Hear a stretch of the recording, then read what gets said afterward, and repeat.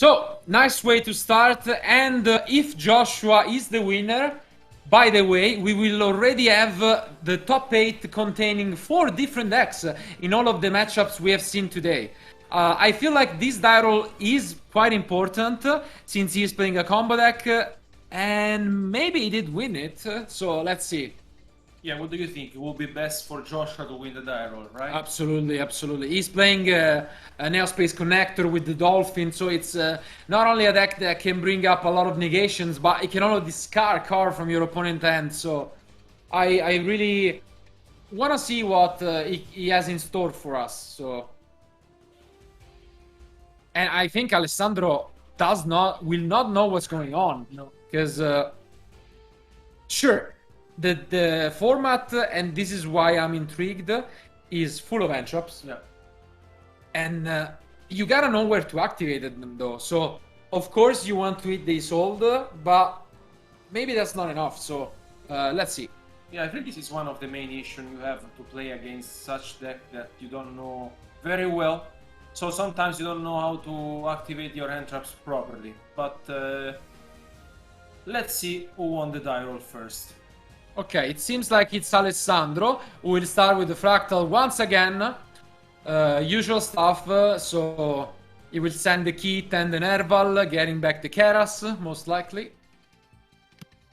Yeah, from here, no surprises. I think that maybe it was best to win the die roll here for Alessandro, because he doesn't know he's playing against such a deck. Absolutely. And for now on, we can already guess that Joshua does not have Ash Blossom or one of those entrops. Instead, he gets the Kit, which means he probably already is holding the Keras. Ooh, and we see the Droll and Lockbird. Okay. Interesting start. Gamma. Wow! Wow, what a way to start the match already. That's insane. A Gamma on the Droll by Alessandro. And this hurts so much. The Droll can really stop the Tri-Brigade deck because it doesn't get the Revolt. With this Gamma, wow. I think he's playing Omega as well, yeah, huh? I think so. Let's quickly check it.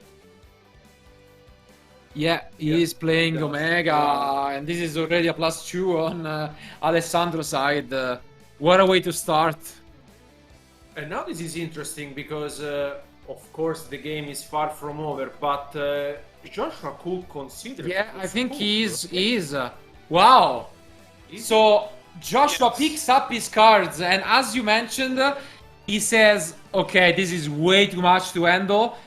What a brutal start from Alessandro, but well played by Joshua in not revealing his deck. This means they will have a huge advantage moving forward. And I don't know, what a way to start. So if you're Joshua now, how do you approach side deck? Yeah, now you know that you're playing against the Tri-Brigade deck, and I think he has played a lot during the last weekends. So I think he will side in maybe the triple tactics talent, and I will not overside in maybe the Imperial Order just because he goes first and it's like a generic card that you usually side in. Yeah, I say it's a quite a strong combo deck, so you usually don't want to side that much going first. But for Alessandro, I mean, just blindly guessing into the dark. For Alessandro point of view, I think I would side in Pancratops because it's like one of the most generic ones, and he has Twin Twister, which could hurt a lot because actually you're playing against Infernoble. Yeah. While on the other hand, he has Gamma Seal. I mean, I don't know. Also Droplet. Also Droplet. Like, he has a lot of good side deck cards, but the risk is, due to the play from Joshua, that he will not be able to side deck properly, and he will be in trouble. But I gotta say, he is already maining, I think, 15, 16 entrops. Yeah, so, yeah, 15 entrops in the main deck, and he has even more in the side deck. So I think, I don't know, this is where Joshua deck really needs to surprise me, because we know that basically 90% of players this weekend are using at least 10 to 12 entrops. If that's the case, is the choice of bringing a combo deck really a successful one? I guess if you can play around them, yes. So now, Joshua, it's all on you to prove us that your deck is worth advancing to the top 8. Yeah, maybe Alessandro here could side in like generic cards. Maybe, yeah, the droplets and the Pancrotops, because like they are generic cards, and by going second, they're most of the time good. While on the other hand, I think that Joshua might be scared because, as you mentioned earlier, like every single player is main decking multiple copies of Entraps this weekend. Not going to be easy, but interesting now, because Alessandro will see what his opponent is playing. For sure, so it was definitely the side decking was longer than the game itself, but now let's see if Joshua can really bring up one of those Infernoble combos. The best way to start is probably the connector, although it risks a lot of end chops. Basically all of Joshua main deck is extenders, so I would pretty much bet on him hoping to get the connector, so let's see if he does.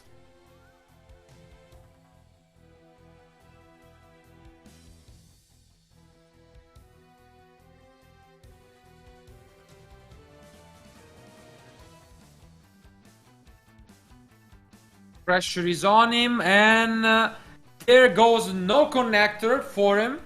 So not exactly the start he was hoping for, but it's one of his combo cards nonetheless. Yeah. Let's see, Alessandro already discarding something. So it's the Ash Blossom on the Infernoble, okay. Yeah. Okay. But this seems a little early, I would say, because there are so many extenders in Joshua hand, just like you can see here, yeah, that I think I would save the Entrap for Days Old. Yeah, but definitely. Chances are that he has a second one. If he doesn't, I think he's in trouble. Does he have the Gamma? Let's see if he has the Gamma. No, okay for now, but this is not necessarily. You can also wait for the second effect. Yeah. Yeah, now it gets interesting because he seemed pretty sure to activate the Ash Blossom on the Ogier.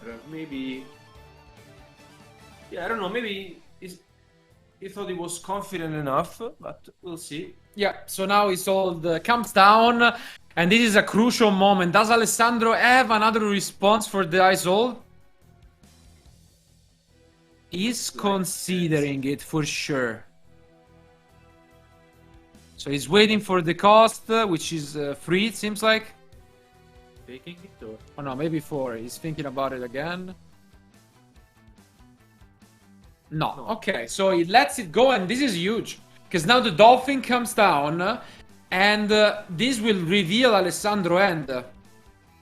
Of course, if there is an Ibiru, that's tough for Joshua. But hopefully we'll be able to discard something. So if he gets back the Sword, he can use it as fodder for the Dolphin. And this is gonna be the case here. Yeah, so the Dolphin comes down. Let's see the end from Alessandro. It's a little blurry, but we can see, I think, maybe Twister as well. As you mentioned, he sided in without not knowing what he was playing against. And unfortunately, he doesn't have any more interruptions. Yeah. So this is looking quite good from Joshua. Yeah, because he's only left with the Fractal Cold and Twin Twister now. Yeah, I think he blind sided in the Twin Twister, thinking that maybe his opponent was playing like a rock deck with multiple traps, but this is not the case. And I think that maybe here Joshua has space to extend his combo. Absolutely, and again here I'm a little skeptic why he activated the Ash so early. I think you try and wait for the Ice Hold all the time. I guess he just prayed that his opponent bricked, but we know that this is quite unlikely for Joshua version, and now he's free to do whatever he wants. So I'm really worried that Alessandro will not be able to stop him, and we are gonna see a game 3. But this is still far from over, and I really am looking forward to see where Joshua's combos aim at playing. We know one of his crucial cards is the Power Tool Dragons. He's playing 2 copies of them. So And now Joshua, knowing that Alessandro has like a Twin Twister and Cold Body Grave in his hand, yeah, it comes to Renault. I think that he can do whatever he wants to. He has a lot of solutions, and not looking good for Alessandro here. Yeah, not at all. And he's not stopping anytime soon. He has a lot of interesting extra deck options. He's playing Herald of the Arclight as well. So it's we'll see how his combo decides to end on. Probably the Savage is a card he wishes to go for. But let's see. I think he summoned the Alki Fibrex. We Yeah. can't really tell, but yeah, I think so. Immediately, and this is just the standard combo from his deck. He told us that with multiple starters he can always get here. As you can see, he gets a lot of tokens. And I mean, if you're Alessandro, it makes sense here compared to game one not to scoop. First of all, because your opponent already did it. Second of all, you want to learn the combo. And here you see why the power tool is such an incredible tool for this deck. Not a pun, I guarantee it. But it is the case. And yeah, I think he just wants to figure out where to activate the hand traps in the next game. yeah, you just gotta learn the combo. Yeah. The Ash on the Isolde is great, but there are multiple steps where you can use it. And I think it was not probably discarded by Alessandro here. If he gotta have any fault, but to be honest, Dan was so good that it probably didn't matter. And now we see like the standard combo that Infernobles are always done. And I really like the fact that a couple of cards, once again with Isolde, you can just extend your combo. Yeah, and here we see the Herald. As expected, one of the negations already coming up. And not only that, the continuous effect from Herald is also super annoying for a deck like Tri Brigade. So the Savage comes down, and what a beautifully executed turn from Joshua.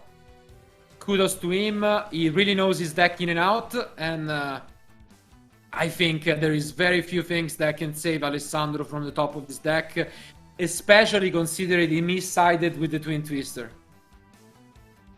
Yeah, because now Joshua knows he has the Fractal Code Buy and the Twin Twister, so I mean,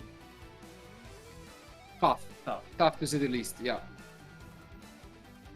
The Twister is useless, pretty much, so... The call it is decent, because you can use it on the Herald when it tries to negate, but...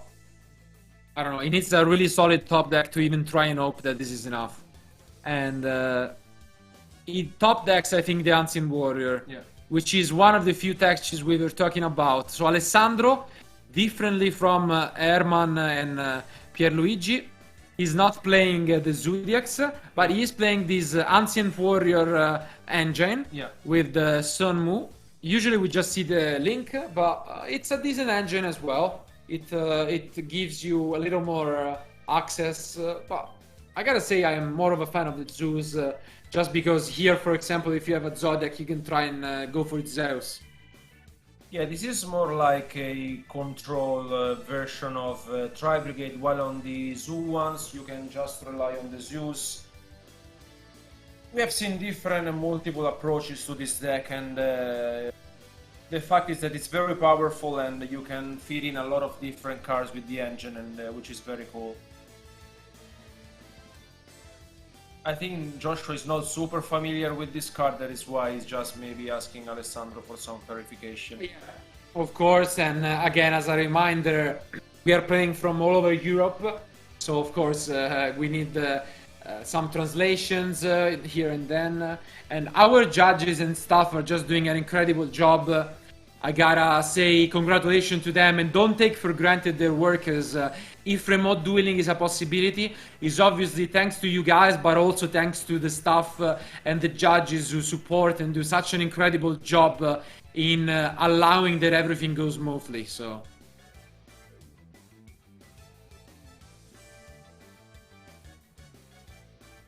saying and having said that, the Ancient Warrior. Yeah, I mean, Doesn't seem like it's that big of a threat. No. It's probably scarier when you don't know the text that once you know it. Yeah, because you know that Alessandro is left with Fractal, Twin Twister, and Cold Pie, if I'm not mistaken. So, yeah, the Ancient Warrior at the moment is not a big deal.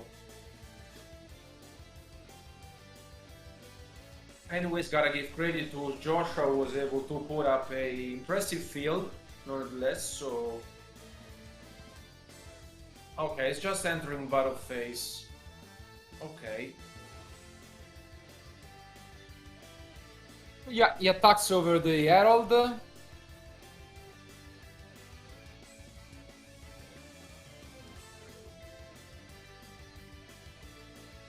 And now Memphis Shu, is he trying to go for the Twister actually? Just because he's afraid of whatever that could be. I don't think he can afford to discard much though, so that's interesting. He does, so Twin Twister. Okay. Does he discard the Cold Buy or... Okay. Yeah, he does, so just doesn't want to take any risks. He destroys the face down, which reveals to be from Oshua Impermanence, which he chained on the Ancient Warriors, I think. And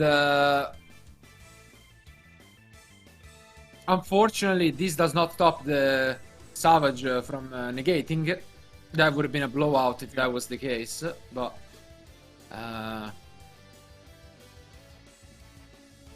no? Let's see if Alessandro can come up with some solution. Yeah. No, not easy.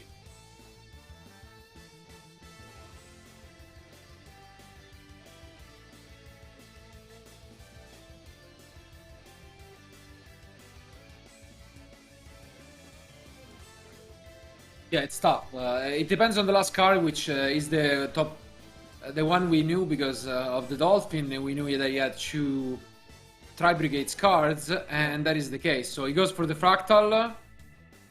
Would you negate it here? He doesn't.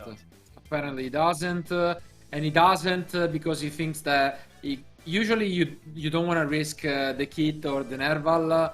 But now you know that he cannot access another one because he only has 1 card in hand. So he's probably just saying, okay, send as many as you want. I just negate the last, and this way you're cut off from the rest of the turn. Which can make sense. I'm not necessarily a fan of this, but it could pay off in the end. So I don't think he has many options left though. So probably just cuts his deck now.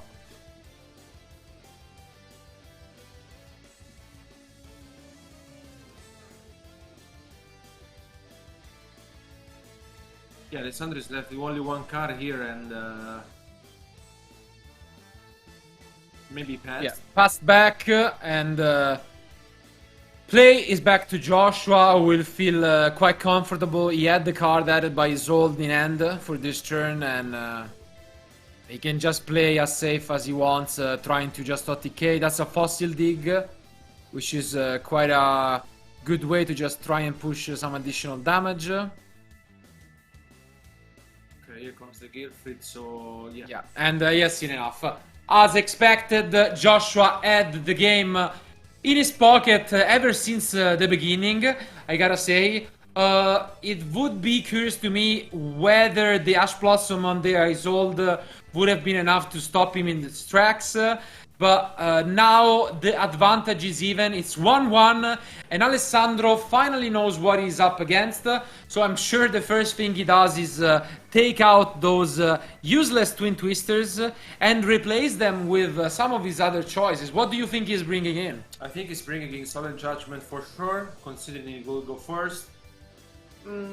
Anti-Spell Fragrance could be a choice. I'm not a big fan of it now, but could be a choice.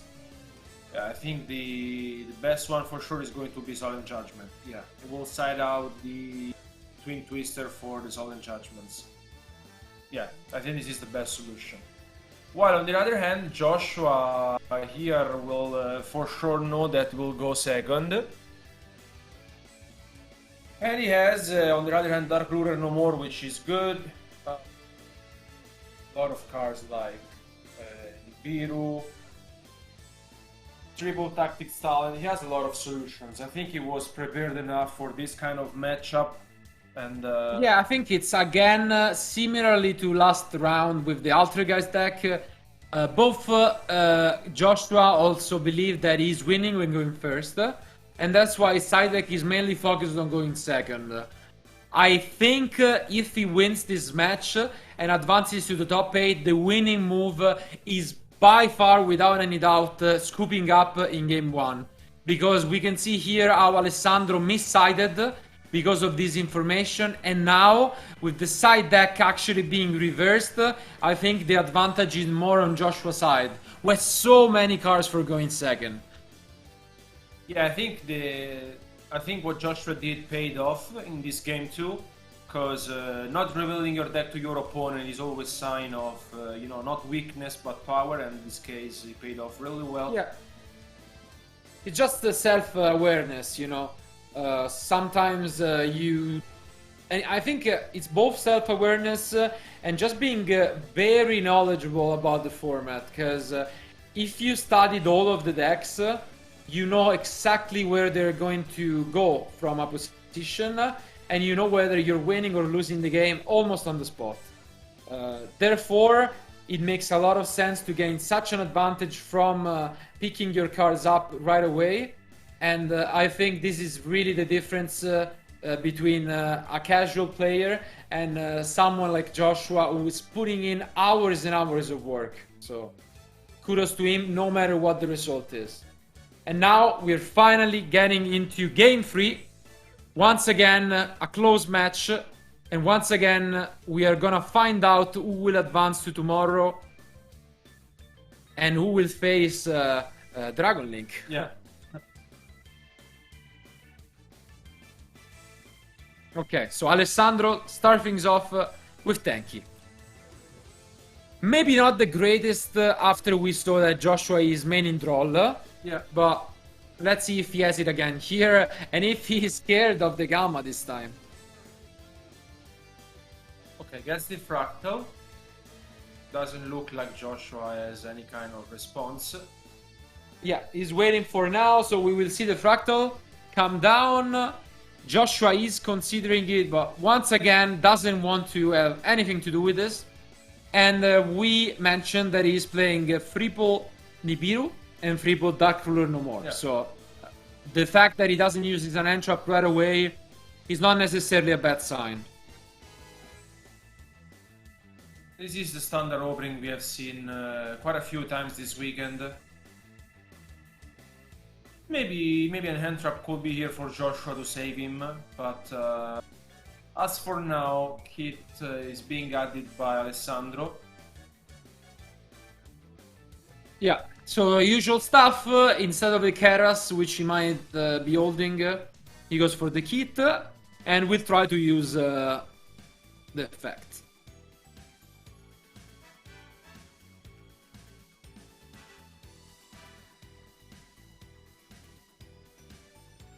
Yeah, so he just banishes Chu, I believe. Yeah. Yes. Yes, taking his time here, but... yeah, there is plenty of time on the clock, so... Makes sense.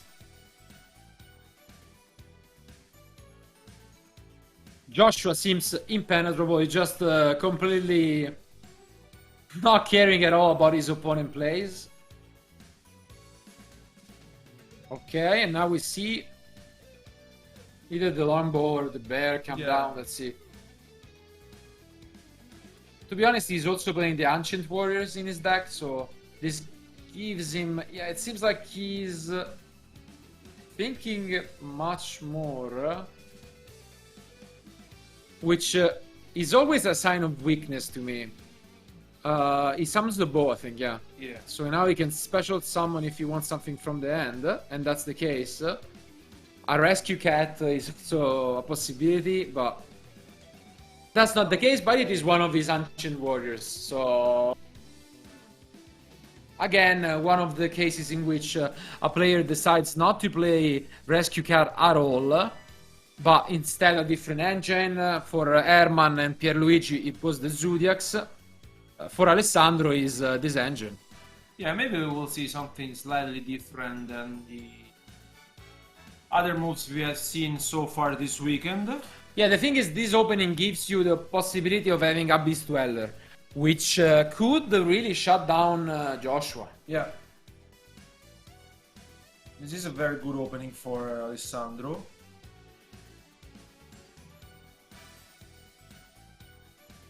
Yeah, and I think this is gonna be the case. So, thinking again, not quite sure on the line still, but it seems like he will go for the rank 4 play. Yeah, something we don't see very often nowadays, but could pay off against this matchup. Yeah, there are multiple ways. Yeah. Some people prefer to go for Appaloosa, but it seems like finally Alessandro made up his mind and will go for Dweller. He could go for Dweller. Which, by the way, is also buffed because the material is a water. Which is also something you usually just see in mermails, but you can also see in this deck. So this is something to pay attention to. And it is Dweller. Yeah. Summon it in defense just to play around the storm, possibly. And now we see another link from Alessandro. So decent opening from Alessandro. Something that we don't see very often, but considering he's playing this Ancient Warrior package, I like it. Yeah, it's interesting. I think in the mirror match it can pay off significantly. And maybe against Joshua's deck too. Yeah. And for sure, if he advances, it's also quite useful against the Dragon League deck. Yeah. The Reborn as well. Second time we see Monster Reborn on stream this weekend. And again showing up quite strong. He gets back one of his Tri Brigades, so didn't really do too much. But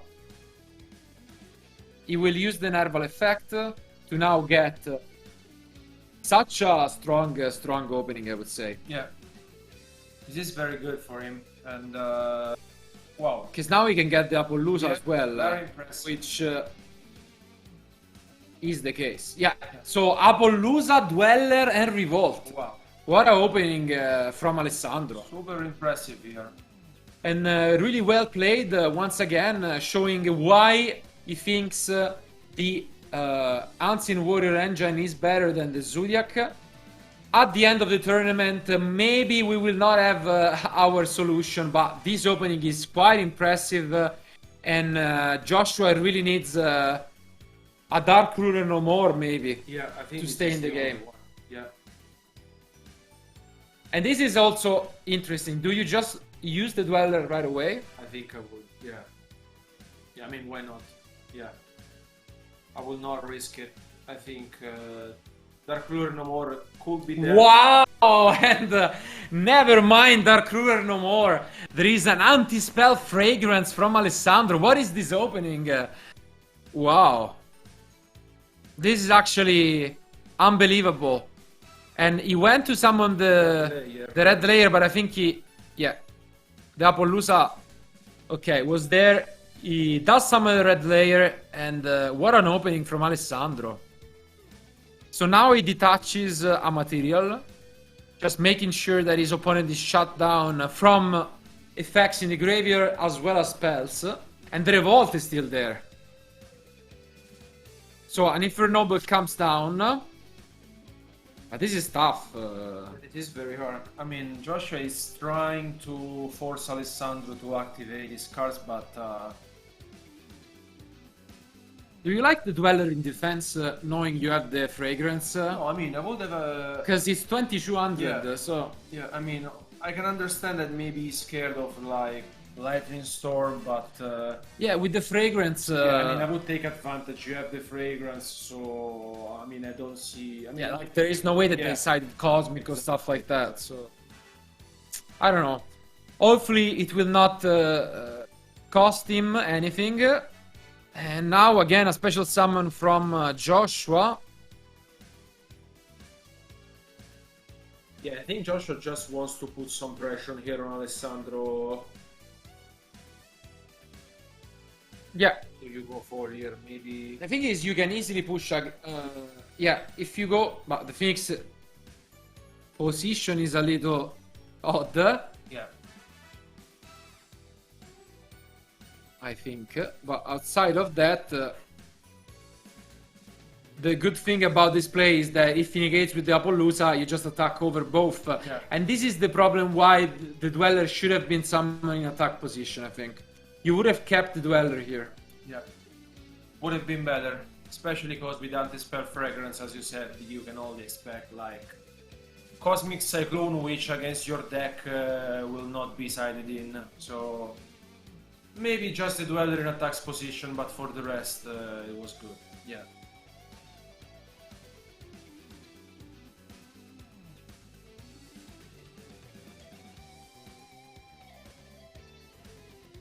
Yeah, maybe here just clarifying where the arrow of Appaloosa is, but maybe Phoenix will be on the Yeah. right, yeah, on the center. Yeah, because the positioning it's a little odd at the moment. Yeah. Okay. Yeah. Yeah, now this makes more sense. Okay. So now that this was fixed, the Phoenix can swing. And I think Alessandro might have wasted all of his initial advantage. Yeah, this is the main issue, because now Alessandro is forced to activate the revolt if he really wants to, and yeah, Wow. he gets rid of the Appaloosa, which is huge. Huge stuff for real, and this is tough. And now you can see again the problem with the Dweller being summoned in defense. Yeah, because now here he will have nothing to worry about, because Dweller would have 500 attack more, it would be higher than the red layer, right? So, Yeah. yeah, because now he's forced to activate the revolt if he wants to, but Yeah, unfortunate play here from Alessandro. Definitely should have kept Dweller in attack mode, but now trying his best with what he has. I'm also, yeah, thinking if the negation on the Phoenix was necessary. I'm not sure whether it was pointed to the fragrance, but maybe it was just a bluff, you know?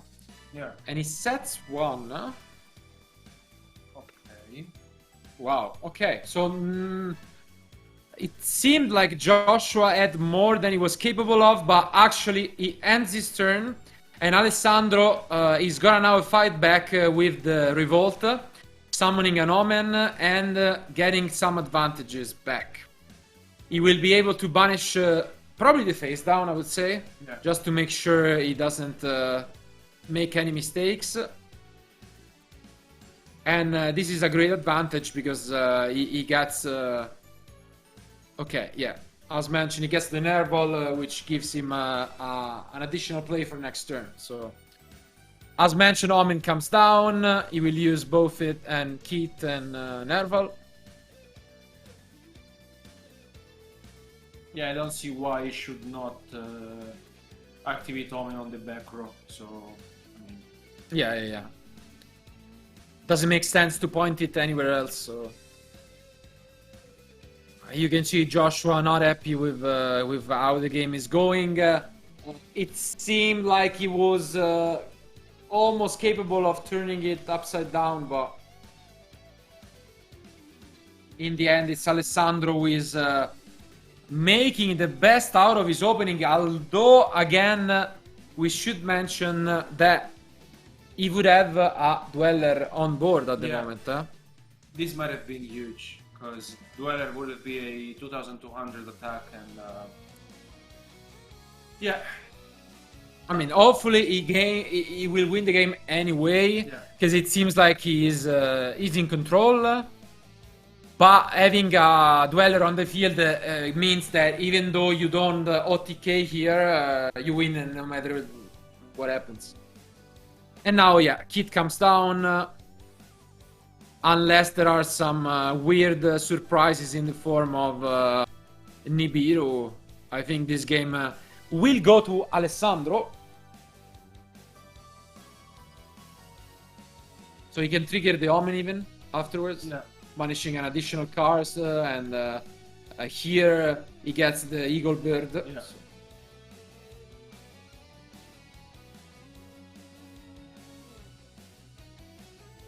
Yeah, you can shuffle back something, and it's actually really annoying afterwards too. Just if you don't win the game, you can shuffle back any of the combo cards from Joshua.